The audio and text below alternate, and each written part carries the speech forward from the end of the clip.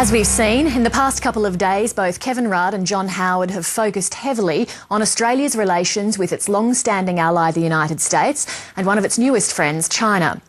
Any future Australian Prime Minister is going to face a delicate juggling act balancing relations with both superpowers, whose own relationship remains complex and somewhat fluid. And with an Australian election likely to be called any day, Mr Rudd and Mr Howard are both trying to convince voters the other is not up to managing these foreign policy challenges. Kim Beazley is a former Defence Minister, former opposition leader and a board member of the new US Studies Centre at Sydney University. He's also frequently tipped as a possible future Australian ambassador to Washington. He joins me now from Canberra.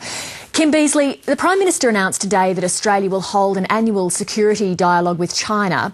How much is that decision about appeasing China because it's unhappy that Australia has a security dialogue with Japan and the United States? Well, we do have to be very careful about that security dialogue with Japan and the United States, that it's not cobbled together in a way that suggests that there's automatically ought to be an adversarial relationship and a power contest in the Northern Pacific. That requires a deal of deft handling. As I understand it, we've had security discussions with the Chinese for some considerable period of time. This seems to be formalising what is a process that has been there, and it's necessary. I would like to see that particular dialogue that we have now established used to encourage the Chinese to a similarly transparent and intensive dialogue with the United States and, for that matter, with their other neighbours in the region. I think that is very important so we don't slide or slip into the sort of adversarial relationship which dominated Cold War politics. There's no need to do that, and I hope we won't. Is it appropriate, though, for Australia to be having a security dialogue with China when there's a very real risk that at some stage China could be involved in a military conflict with Taiwan? The United States would weigh in on Taiwan's side, fully expecting Australia to be on its side in that. Isn't there a conflict of interest here, having a strategic relationship with China and a strategic relationship with the US and Japan? There is a massive interest in us ensuring that precisely that does not happen. That is why we both need a dialogue with China, and we need to encourage the Americans to have one as well. The Americans aren't looking for a fight here, nor the Japanese, nor are the Chinese, and nor are those on Taiwan. Basically, if a fight like the one you've just described occurs, it will be a result of monumental miscalculation. One of the ways of avoiding monumental miscalculation is to keep talking, keep that functional relationship going, keep an understanding going of how each other sees the world. So I think it's tremendously important that we don't fall into that trap, and this is one of the ways of avoiding it. How far away or how close do you think the US and China might be to having some sort of security dialogue? Well, they do have discussions now, but they do need something of the complexity without actually without the tonality, if you like, of the relationship that they had when they had those strategic discussions with the Soviet Union.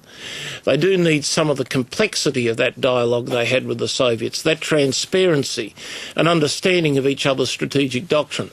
They need a comprehension of each other's plans and development of their weapons systems and protective systems like national missile defence shields. They need to be obviously responding to each other's concerns when there is an issue raised by one or other side about developments that either side are putting up. This requires a very high level of sophistication. The good thing about Australia is that we do have people who understand this sort of dialogue very well, and I'd suggest one of those who understands it as effectively as just about anybody else in this country happens to lead the Labor Party. Let's turn to Iraq, which was, of course, a feature of Kevin Rudd's talks today with George Bush. I want you to put aside politics and tell me, as a very experienced former Defence Minister, a former alternate Prime Minister of this country, and as somebody very connected in Washington, what is now the right course for the US to take in Iraq?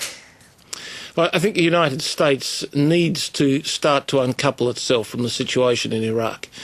Colin Powell was absolutely right when he told George Bush that if he intervened in Iraq in the way in which he intended, it would suck the oxygen out of US foreign policy. To a very large degree, that has happened. The most effective way to put the oxygen back in is to deal with the problem. Now, the United States is going to have to accept a suboptimal outcome in Iraq. I believe they will. I believe they'll move in that direction. The simple fact of the matter is, without an extraordinary effort, they cannot sustain much beyond the early part of next year current levels of troop deployment.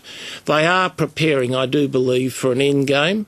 They are preparing to go somewhat down the road that was suggested by Hamilton Baker, the report they had towards the end of last year. I do believe the United States will start a process of uncoupling themselves from Iraq, and that ought to be encouraged.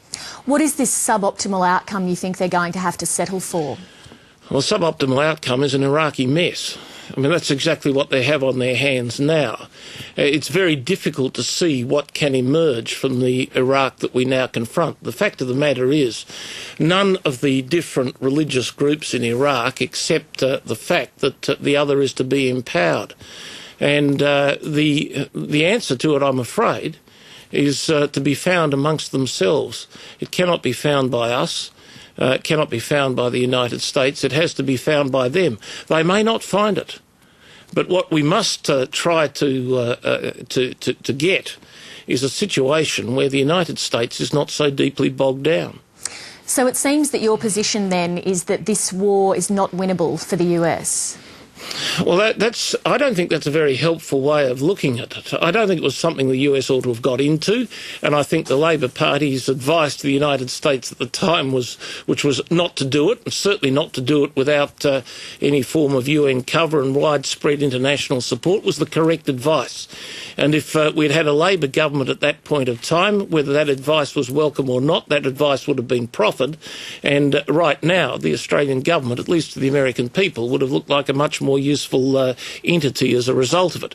However, that did not transpire. Talking about winning and losing is not helpful.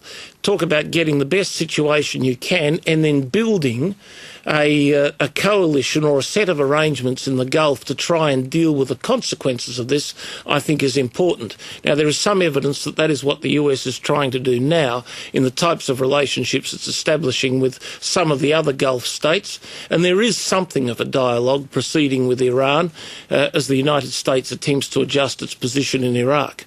What is Iraq going to look like under these circumstances that you've outlined? It's very difficult to say, but it's very difficult to see emerging from Iraq an entity that looks like what it was before intervention. Maybe there'll be some sort of federal structure. Maybe there'll be some sort of regional autonomy, much as what the Kurdish areas enjoy at the moment. It is very difficult to say, but one thing is important, and that is that it's the Iraqi people who determine that arrangement, and not we ourselves confecting it for them. How difficult do you believe that it's going to be for America to recover its international reputation in the wake of this? Probably a great deal easier than the American president and the American administration, and probably many people in the American Congress think it's going to be.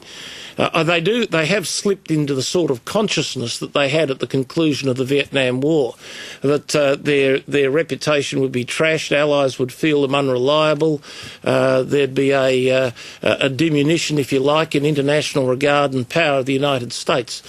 I think that the United States will emerge from this somewhat damaged, but as time goes by, the reality of the power relationships globally will set in. The United States is and remains a very considerable power, and it remains a nation with which everyone else needs to have a dialogue and whose interests everybody else needs to take into account. That won't change. Do you believe that if Kevin Rudd pulls troops out of Iraq that it will damage the alliance? No. I don't, actually.